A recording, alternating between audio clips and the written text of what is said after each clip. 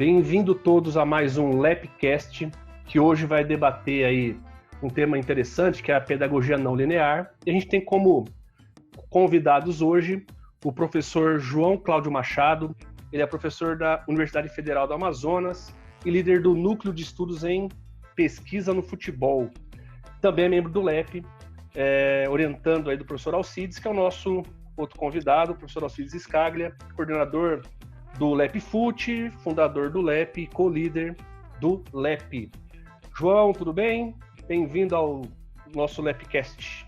Muito obrigado pelo convite. É um prazer conversar aqui com vocês hoje sobre um assunto tão interessante. Beleza, Alcides, bem-vindo. Beleza, Lucas, João e todo o pessoal que está conosco acompanhando mais um LabCast. E a gente tem, o tema pedagogia não linear, tem no João Cláudio aí, talvez um dos maiores especialistas aí no Brasil, tem estudado muito isso, né, João? E publicado bastante texto, feito muita pesquisa. E eu acho que uma dúvida que todo mundo tem é de onde vem essa ideia da pedagogia não linear, né? De onde ela surge, para a gente poder começar a entender um pouco melhor o que é essa abordagem, essa teoria aí que trabalha o ensino do esporte. Exatamente, Lucas. A pedagogia não linear, ela é uma abordagem pedagógica que vai fornecer um conjunto de princípios que vai nos ajudar a estruturar melhor o ambiente de prática, né? Os nossos treinamentos, as nossas aulas. E para entender um pouquinho da onde que a pedagogia não linear vem, acho que é interessante a gente entender um pouquinho que tradicionalmente, né, há uma corrente cognitivista que ela entende que o jogador, para ele decidir, ele precisa de detectar um conjunto de estímulos do ambiente e ele precisa dar um significado para esse estímulo utilizando as memórias. E depois, quando ele compara esses estímulos com aquilo que está armazenado na sua memória, ele então é capaz de decidir o que fazer numa determinada situação. De acordo com essas abordagens tradicionais da psicologia, essa tomada de decisão, uma ação dentro de um jogo é um processo cognitivo, né, que tem como base alguns esquemas mentais. E para fugir dessa corrente, a gente tem a perspectiva ecológica, que ela vai, na realidade, sustentar, vai defender que uma ação tática, uma tomada de decisão, ela vai emergir de uma relação entre o indivíduo e o ambiente. Então, essa perspectiva ecológica, ela sugere que as características morfológicas, genéticas e psicológicas do indivíduo, as características do ambiente, fatores socioculturais e as características e objetivos da tarefa, elas interagem de maneira dinâmica umas com as outras. E é daí que emerge uma ação tática, um comportamento decisional dentro do jogo. João e Lucas, talvez aí podemos parar um pouco para discutir essa informação que você traz, né, por conta de que nós temos que entender, e talvez aquele quadro que eu construí há um certo tempo e já criticamos esse quadro, já melhoramos esse quadro, e talvez o Lucas tenha feito uma versão apoiada nas ideias do Luiz Felipe, que também está estudando esse quadro, que nos ajuda a entender essa conversa que o João inicia sobre onde se aloca essa pedagogia não linear, né? Como que dentro da epistemologia do conhecimento, onde se situa essa pedagogia não linear, né? Veja, o João citou o cognitivismo e mostrou que um ponto ou o contraponto a esse cognitivismo se dá e se estabelece a pedagogia não linear. Então você tem duas formas de conceber ou de explicar a aprendizagem, de explicar como que esse conhecimento ele é adquirido, mas duas formas um tanto quanto diferentes, mas essas duas formas de explicar como que as pessoas aprendem elas estão dentro do que nós chamamos de interacionismo. Tanto o cognitivismo, que o João destaca, quanto a perspectiva da pedagogia não linear, elas são propostas interacionistas. Mas o cognitivismo talvez parte exatamente do indivíduo para a tarefa. E a perspectiva da pedagogia não linear é exatamente ser relacional. É exatamente entender que não, olha, o conhecimento nós aprendemos a partir exatamente dessa interação. E não necessariamente, não que o cognitivismo não se estabeleça por essa interação, mas quando você pensa na perspectiva cognitiva, você sempre vai olhar o indivíduo, do indivíduo para a ação, do indivíduo para a sociedade, e não necessariamente da construção entre aquilo que está no ambiente e aquilo que o indivíduo tem condições de perceber, né? Por isso que dá é muito utilizada essa perspectiva de utilizar as palavras percepção e ação, né? O acoplamento, percepção e ação é uma terminologia muito comum da pedagogia não linear, que estabelece, então, um ponto que na prática é muito diferente, né? Veja, nós já vimos muitos modelos de ensino pautado em algumas abordagens cognitivas, onde a grande preocupação do professor é construir muitos esquemas de ação na cabeça dos seus alunos, de modo a, quando surgir alguma necessidade, ele tem isso armazenado, né? É a ideia de talvez você ter um acervo, um baú ali de ações ou de comportamentos ou de esquemas de ação que depois serão utilizados quando necessários. A pedagogia não linear não necessariamente se pauta na necessidade da construção desse baú a priori, mas sim do conhecimento que vai surgir do contexto, da necessidade, da perspectiva de possibilitar com que o indivíduo vá construindo esse conhecimento à medida das suas necessidades mais eminentes e não da preparação para a ação. Talvez aí esteja um ponto muito diferente. Talvez a perspectiva cognitivista vá defender a ideia de você desenvolver, por exemplo, para ficar mais claro ainda, a perspectiva cognitivista vai defender uma ideia de ações coordenativas, por exemplo, né? Um professor que se pauta numa lógica cognitivista vai construir o seu treino e ter um momento do treino muito dedicado ao desenvolvimento dessas habilidades coordenativas, enquanto a perspectiva da pedagogia não linear não necessariamente vai se preocupar com a construção desses esquemas coordenativos, e sim vai se preocupar com a manipulação do constrangimento da tarefa, daquilo que se quer, de modo a entender que o conhecimento vai ser construído, ou essa coordenação vai advir, ou seja, virá exatamente da necessidade de construir a ação para responder aquilo que o jogo está pedindo, ou que o momento está pedindo, ou que a tarefa está pedindo. Eu acho que esse é um ponto importante, onde a gente consegue situar essa pedagogia não linear. Como o próprio nome diz, pedagogia que não se pauta numa linearidade, e sim numa perspectiva de construção do conhecimento por meio, talvez, de algo muito próximo à lógica do caos, né? Esse conhecimento vai se construindo, não passo a passo, não necessariamente até de um princípio do mais fácil para o mais difícil. Talvez na lógica da pedagogia não linear, não necessariamente esse princípio esteja tão evidente, seja tão destacado. Então, Alcides, quando você fala dessa linearidade, muitas vezes a gente também relaciona essa linearidade com a questão das etapas, né? Eu preciso primeiro aprender isso, para depois aprender aquilo, para depois... Então, muitas vezes, dentro dessa perspectiva cognitivista, muitas vezes o treinador talvez tenha aquela sensação de que para um determinado problema existe uma solução adequada para esse problema, né? E dentro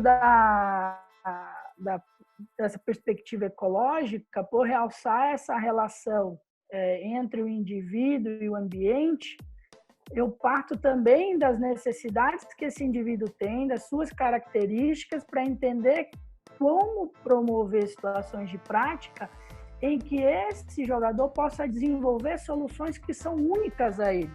Exato. Né? Que são individualizadas. Eu acho que isso também é uma diferença interessante, que dentro da perspectiva ecológica, isso nos ajuda a entender um pouquinho melhor. Então aqui, Alcide, só para tentar também situar um pouquinho as pessoas que não têm talvez uma familiaridade com a pedagogia não linear, dentro desse guarda-chuva, que são essas teorias interacionistas, a gente vai ter aí essa perspectiva ecológica que os autores da pedagogia não linear, eles utilizam a teoria dos sistemas dinâmicos e a psicologia ecológica, e a junção destas eles chamam de dinâmica ecológica. Exato.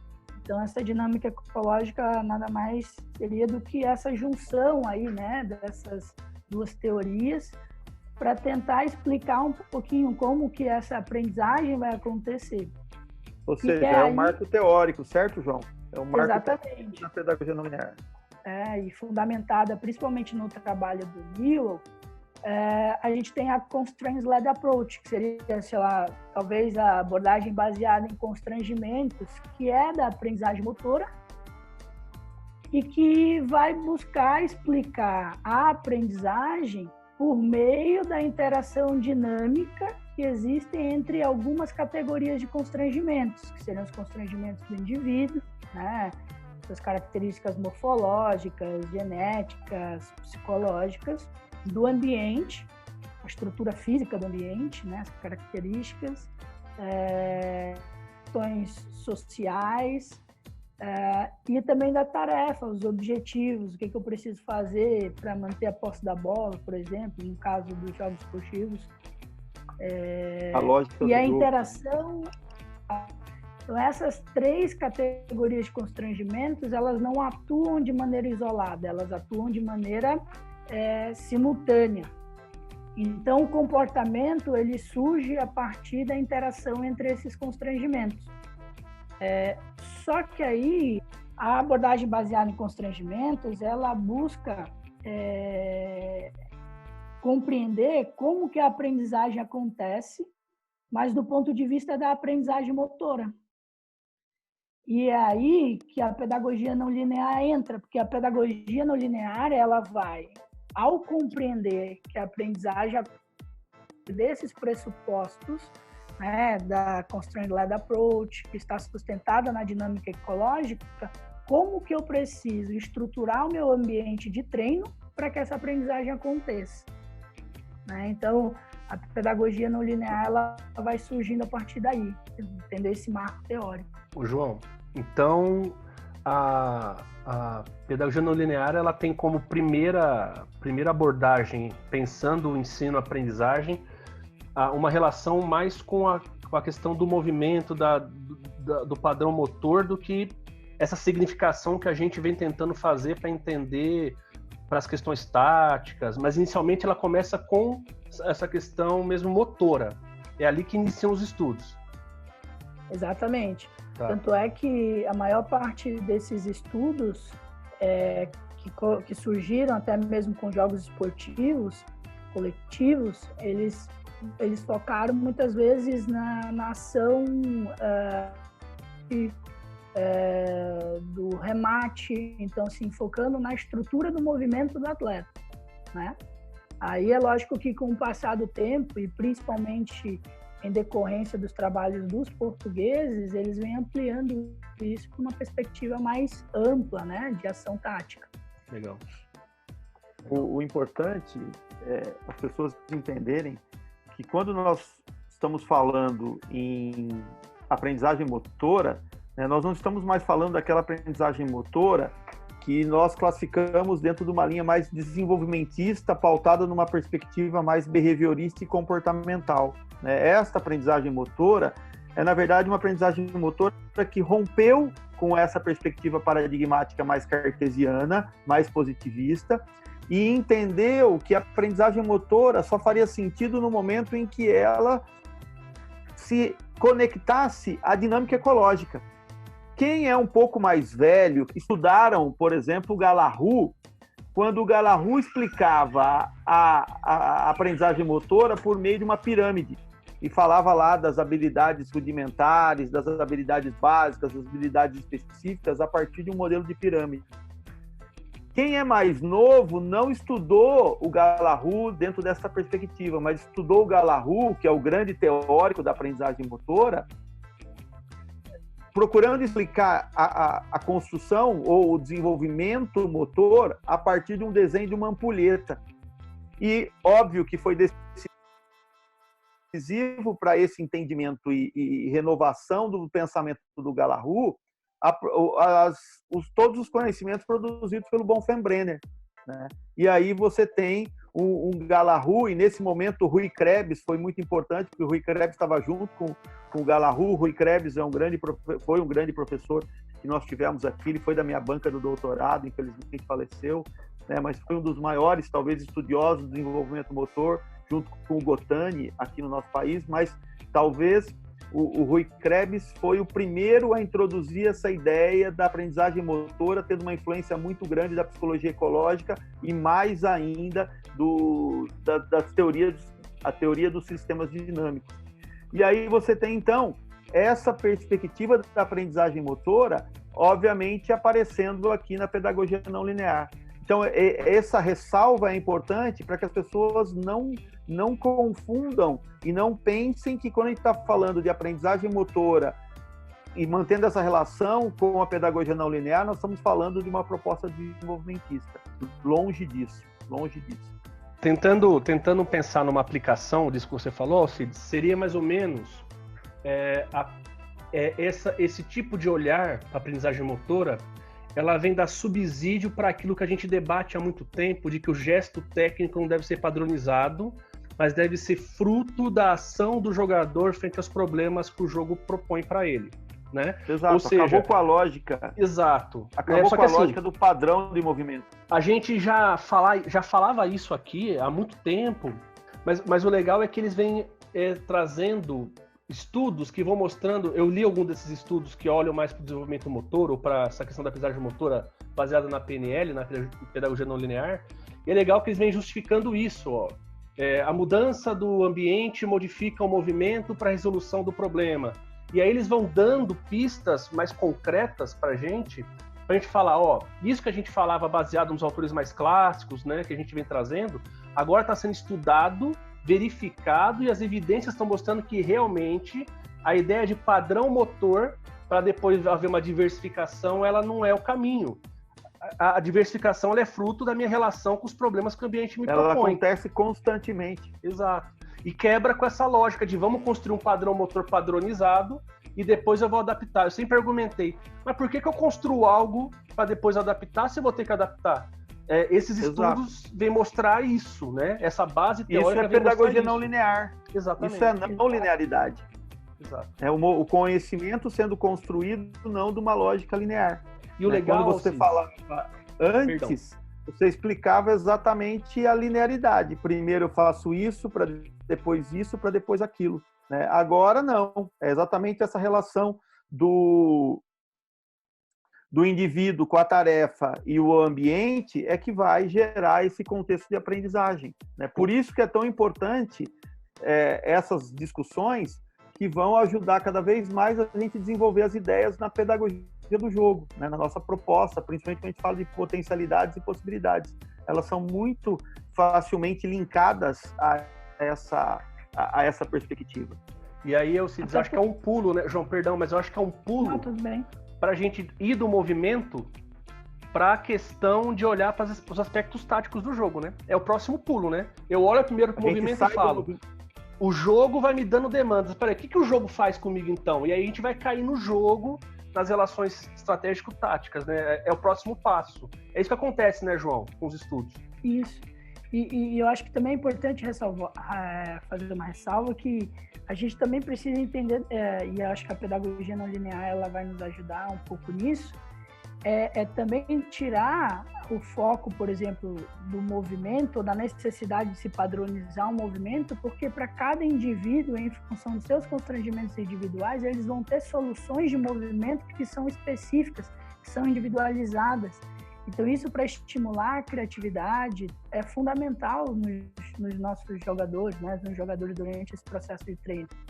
Então, assim, quando eles fazem alguns estudos experimentais e com grupo controle, que eles chamam de pedagogia linear, a pedagogia linear deles é muito aquela pedagogia realmente tradicional, né? Que a gente fala, o ensino focado na técnica, trabalhando as partes isoladas. E aí, se eu entendo, a partir dessa perspectiva ecológica, que a aprendizagem ela é fruto da relação entre o indivíduo e o ambiente, então talvez em função de cada indivíduo possui peculiares, que são únicas, eles devem responder de maneira diferente ao mesmo estímulo, né? Então, eu acho que isso foi algo importante que eu encontrei na pedagogia não linear, porque eu tinha muitas dificuldades, por exemplo, quando eu ia implementar um processo de ensino que era pautado no jogo, mas eu percebia que os meus alunos respondiam de maneira diferente a esse estímulo que o jogo proporcionava.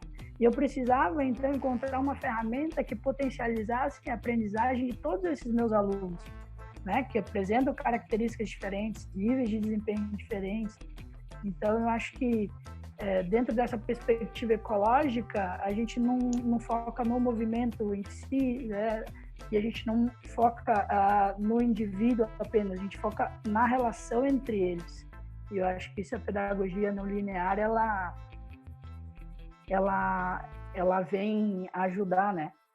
Então, é justamente isso, essa ideia da gente ter que romper essa perspectiva positivista, né, do ensino dos jogos, uma perspectiva mais holística, né, entender como que eu posso, então, proporcionar ao meu aluno ambientes representativos de prática, que possam potencializar a aprendizagem dos meus alunos. Aí, João, é interessante que a gente começa a tirar a importância do movimento e talvez começar a colocar a importância na ação, né? Eu gosto de usar essas palavras porque fica evidente uma diferença entre que é um movimento, um gesto, né, para uma ação. Uma ação tem contexto. Um movimento é um movimento em si, é um gesto em si. Uma ação, não. Uma ação, ela depende dessa interação, ela depende da sua necessidade, ela depende de uma provocação. A ação geralmente é uma reação a alguma coisa, né? Então, quando nós pensamos a partir da pedagogia não linear, é exatamente valorizar as ações que acontecem no jogo. E essas ações são técnico-táticas, são tático-técnicas, são ações que sempre colocam o ser humano como um todo, né? E não necessariamente apenas a fragmentação desse ser humano numa particularidade que é o desenvolvimento de gestos e apenas de movimentos, né? E só para deixar um pouco mais evidente ainda, percebam, né, acho que todo mundo que está escutando, que está nos vendo, pode entender o quão bonito é você avançar no conhecimento e ter a possibilidade de mudar o óculos, como o Lucas gosta sempre de usar essa analogia. Quando você muda o óculos, você muda o paradigma, ou seja, você muda a forma de enxergar, né? Antes, com o óculos, você enxergava a aprendizagem motora pautada no movimento. Agora você muda o óculos, a mesma aprendizagem motora mudou completamente o olhar para aquilo que ela estava vendo. É o mesmo jogo de futebol, são os mesmos alunos, mas é aprendizagem motora, mas com óculos diferente. Eu não olho mais o movimento, eu olho a ação. Eu não olho mais o indivíduo, eu olho a interação entre esse indivíduo, a tarefa e o ambiente que esse indivíduo está envolto, né? Isso é muito bonito, é isso que a gente fala para os nossos alunos. Entendam que os paradigmas, eles surgem para serem superados. né? Se eu tenho um paradigma tradicional, como o próprio nome, a tradição diz, essa tradição precisa ser ressignificada ao longo do tempo e não perpetuada. A aprendizagem motora mostrou isso, e hoje nós temos uma nova aprendizagem motora aí apresentada para todo mundo. Hoje não, né? Já há um tempo, acredito que essa nova perspectiva da aprendizagem motora tenha lá os seus 20 anos já. E aí eu sei. Pode falar, João, diga. É só que, e aí, essa nova aprendizagem motora, ela também, ela amplia o olhar. Então, assim, ela tira o foco apenas vamos dizer assim, da coordenação entre os segmentos, né, do movimento do indivíduo, e passa também a entender a coordenação entre indivíduos, né? Exato. Então, essa coordenação interpessoal, que para a gente que trabalha com esportes é fundamental, né? Então, você já passa a buscar compreender melhor como que esses indivíduos se coordenam as suas ações dentro de um ambiente que é completamente caótico, imprevisível, que são os jogos coletivos, né? E Alcides, a aprendizagem motora não muda o termo guarda-chuva, muda o olhar para ele, mas a maneira com a qual eu me relaciono com ela muda. Então, por exemplo, eu tô assim, João, é incrível o quanto eu vejo pessoas falando de ensino do esporte, futebol principalmente, baseado na modelagem de comportamento. E aí o Alcides acaba de falar sobre a ação. As duas coisas vão falar de aprendizagem motora, mas quando eu falo modelar comportamento, eu caio lá na primeira tendência que você trouxe, que é o cognitivismo. Exato. Olha lá se não é o comportamentalismo, que ainda é uma base, ainda... Eu digo que tá no limite. O cognitivismo, ele vem resolver problemas do comportamentalismo, né? Sem dúvida. E as pessoas usam a palavra modelar comportamento e elas não percebem que o quanto isso tá travestido de um olhar que está distante desse olhar da pedagogia não linear e dessa perspectiva da ação ou do... o Malo, né, fala do ato tático há muitos anos, que é entender a ação não pelo movimento comportamental, mas pela minha relação com o ambiente que eu tô vivendo.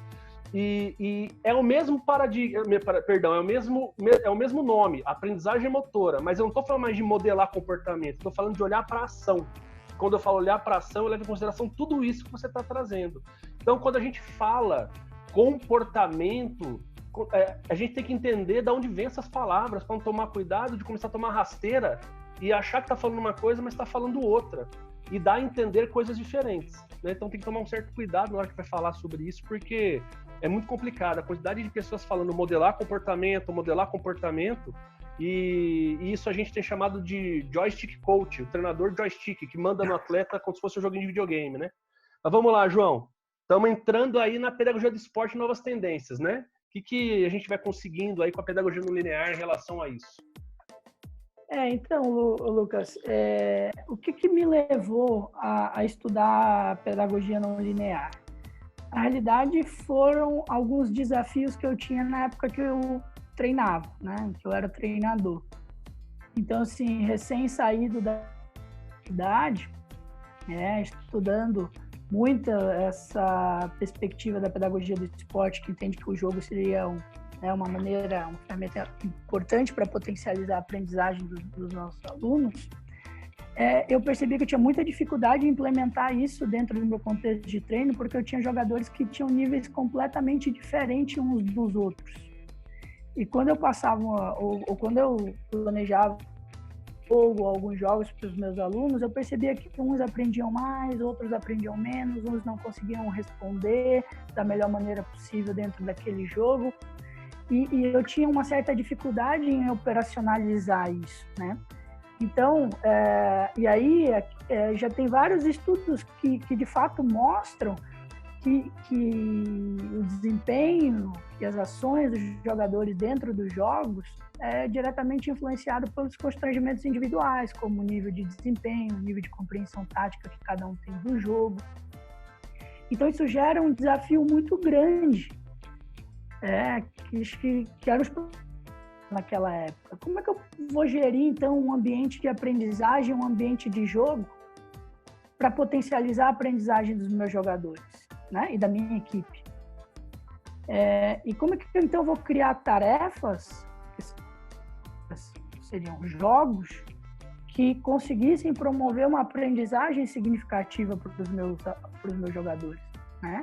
Então, desse modo, como que eu posso, então, planejar um ambiente de aprendizagem que não seja apenas pautado no jogo, mas centrado no indivíduo, então, né? Ou seja, respeitando essa relação entre o indivíduo e o ambiente. Então, aí eu comecei a ler um pouco sobre a pedagogia não linear e aí eu encontrei talvez um caminho ou uma abordagem pedagógica que me ajudou um pouco a resolver esse meu... E aí eu fui me debruçando, fui me interessando e lendo um pouco mais sobre isso. Então, uma das maiores motivações que eu tive foi realmente tentar resolver esses problemas que eu enfrentava na prática enquanto treinador. Então, antes de tudo, a pedagogia não linear, ela vai respeitar essa não linearidade, vamos dizer assim, da aprendizagem.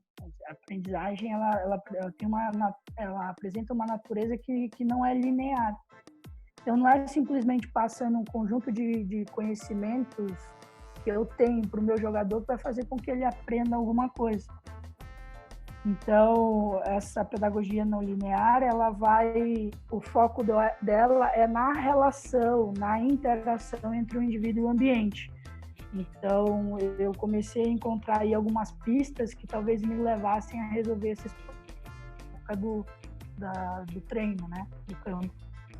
E esse é um ponto importante que o João destaca, porque há uma perspectiva da gente, ao romper com umas abordagens tradicionais que são centradas no professor, a gente cai muitas vezes nas abordagens mais centradas no cognitivo, ou seja, no indivíduo, na criança, e a perspectiva não linear não está necessariamente nem de um lado nem do outro, mas sim entendendo que talvez o processo de aprendizagem não seja simplesmente sair do professor e ir para o aluno, né, para o atleta, mas sim pensar que o processo tem que estar focado nessa relação entre, no caso, o jogo e o jogador, né? É aí que o professor tem que interagir e não necessariamente só ficar olhando para a perspectiva do jogador, né? Como se isso fosse uma ruptura com a abordagem tradicional que é centrada no professor, no treinador, naquele que comanda, né? Talvez a abordagem da pedagogia não linear venha trazer o bom senso para essa teoria da curvatura da vara, né? Antes a vara estava totalmente fletida curvada. A vara estava totalmente curvada para o treinador, aí você curvou a vara totalmente para o aluno, para a criança, para o atleta, e a pedagogia não linear vai trazer ela, não necessariamente para o equilíbrio, mas para uma explicação mais ajustada, que é me preocupar com as relações, né? Com aquilo que acontece entre esses dois importantes cenários, tarefa e atleta, três, tarefa, indivíduo e ambiente. E nessa relação é que se estabelece a pedagogia não linear. O Alcides, e aí a gente não cai naquele erro de interpretar que o professor, o treinador é um facilitador, né? Porque assim, quando a gente olha só para o aluno, a gente fala assim, o que o aluno quer, né? É a abordagem da escola nova, né? Eu vejo o que o aluno quer e eu facilito, eu dou para o aluno aquilo que ele precisa e vai lá, né? O que a gente está falando é o seguinte, o professor, ele é alguém que está atento a essa relação e é ele que vai fazer o quê? A mediação, eu nem sei se a palavra mediação é correta, mas ele vai ficar de olho se o ambiente que ele oferece cria uma relação complexa suficiente para que a aprendizagem seja evidente, assim, que aconteça a aprendizagem ou a manutenção da aprendizagem. Ele vai começar a fazer o quê? Trabalhar nesse ambiente para colocar nele esses constrangimentos que vão ser significativos para a criança. Então não é, ou o jovem ou o adulto, não é só eu ir lá e oferecer uma atividade porque eles gostam daquilo. Eu não estou facilitando, eu não estou só oferecendo, eu estou o tempo inteiro olhando para o que eu faço. Eu falo muito para os alunos que fazem aula comigo, que quem ensina pelo jogo, que está colocado, né, pelo João, que é uma abordagem pautada no jogo, não pode relaxar, dar o jogo e relaxar. Ele tem que estar o tempo inteiro olhando se aquele jogo está dando jogo. Tem que dar jogo, Exato. Tem que ser desafiador, né? E eu não sou facilitador, eu sou um professor ativo no processo e eu faço parte desse ambiente, né? Eu sou esse ambiente que intervém nessa relação entre o jogo e o jogador. Eu faço parte desse contexto de ambiente. Eu não estou fora do processo. Ô Lucas, foi interessante. É interessante essa tua fala, de novo, o poder das palavras. Isso. Numa discussão com o Otávio Betega, né, nosso parceiro no LEP, recém-doutor, nós, ao criticarmos a ideia do professor não ser necessariamente um facilitador, e talvez esse facilitador esteja muito ligado às abordagens mais cognitivistas, a perspectiva da pedagogia não linear e da que nós defendemos dentro da perspectiva da pedagogia do jogo, talvez o professor seja também para além do mediador. Sim. Talvez a palavra mediação não seja a melhor, mas sim, e aí Otávio usou um termo interessante, problematizador. Talvez o professor seja aquele que vai Perfeito. Problematizar. E aí há uma diferença entre facilitar e problematizar. Né? Não é a mesma coisa. Né? Um está voltado e assentado em um marco teórico, em uma epistemologia, e outro em outra epistemologia. E vai gerar uma ação do professor diferente. Né?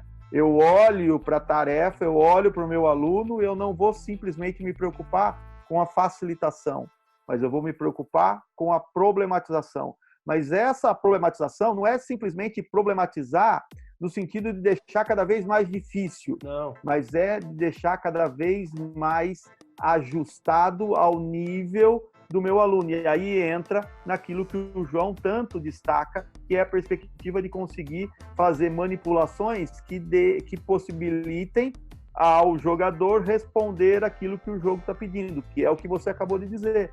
Eu dou o jogo e eu não sento. Eu fico a todo momento preocupado com isso, que é o que nós temos falado e chamado de potencialidades que emergem do jogo, né? O jogo tem possibilidades, mas essas potencialidades eu preciso ficar atento, porque essas potencialidades é que vão mostrar o nível de desenvolvimento, o nível de exigência que o jogo está trazendo para o jogador e como que o jogador está respondendo a isso. Então, problematizar é nesse sentido. Não sei se o João quer complementar essa ideia.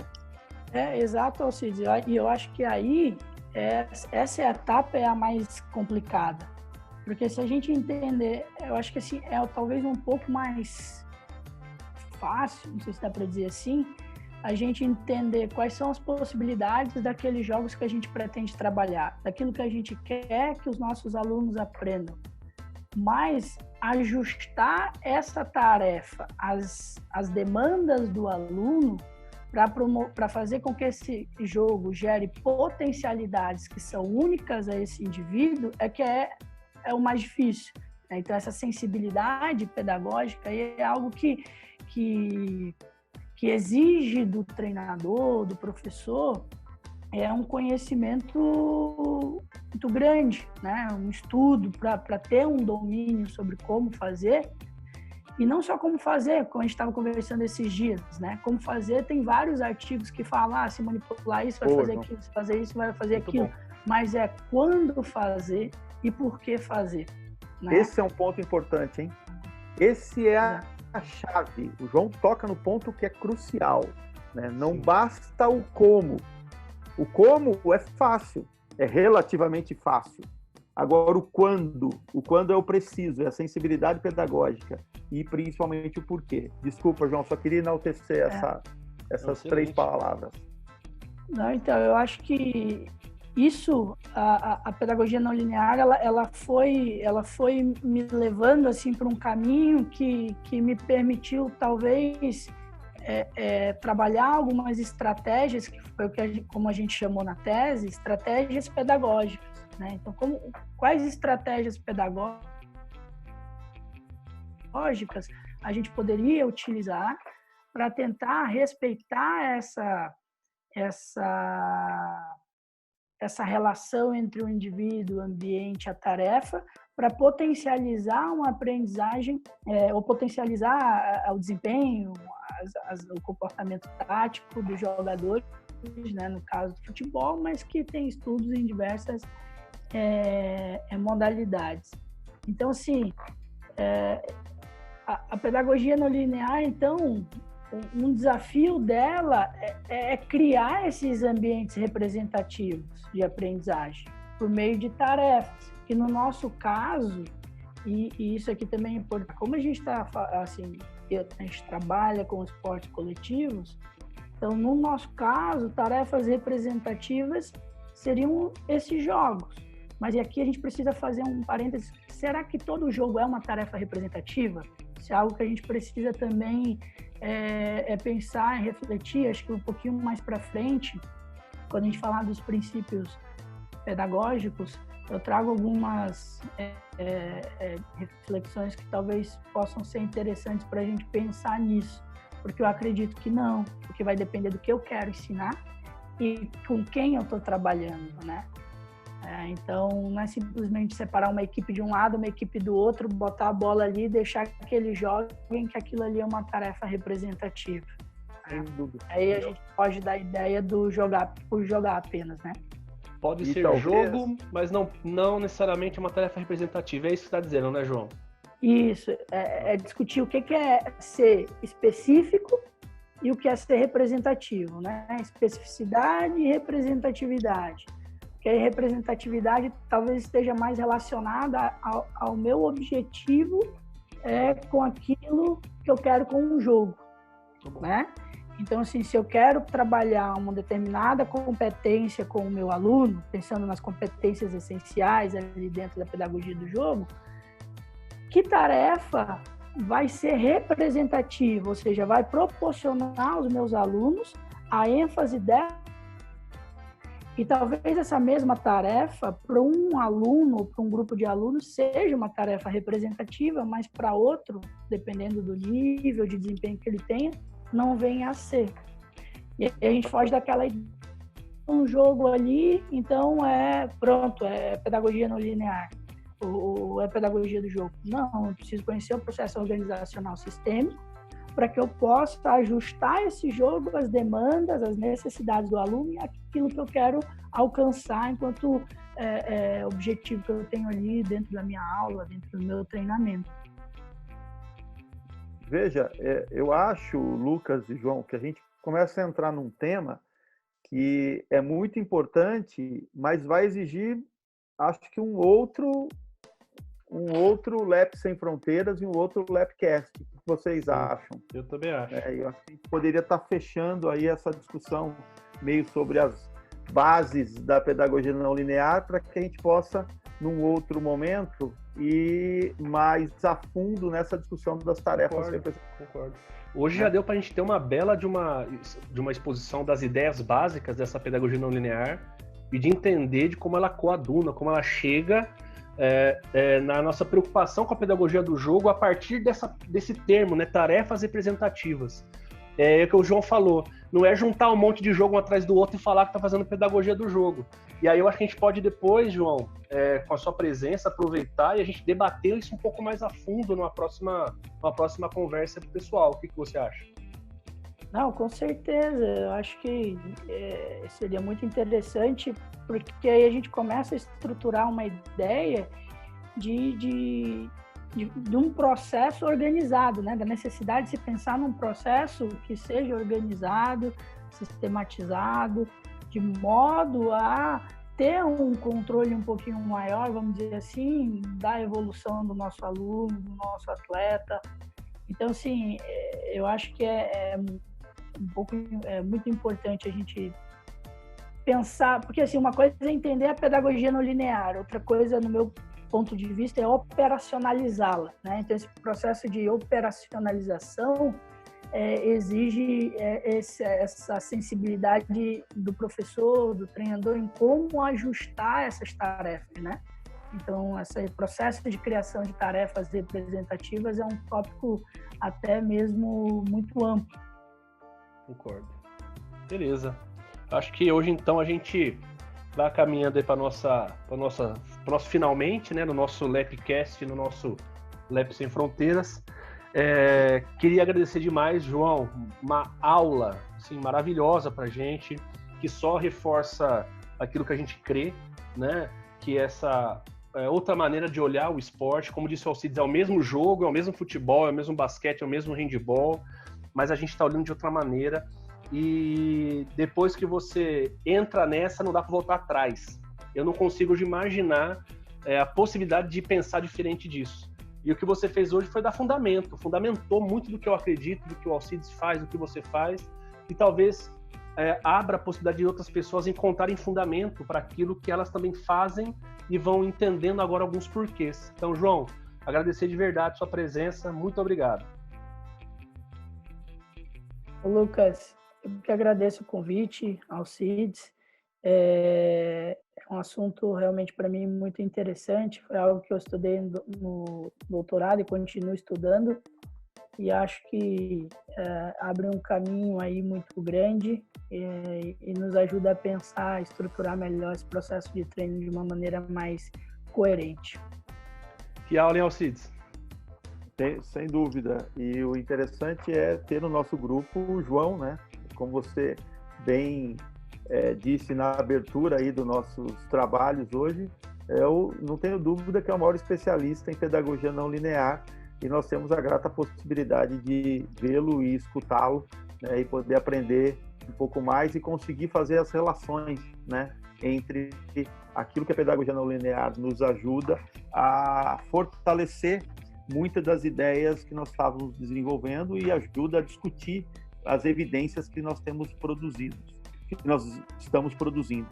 Muito bom. Então, pessoal, vamos encerrando o nosso LabCast, o nosso Lab Sem Fronteiras. Obrigado a você que ficou com a gente até o final e a gente se vê e se ouve numa próxima oportunidade. Obrigado a todos. Até mais. Até mais, pessoal. Tchau.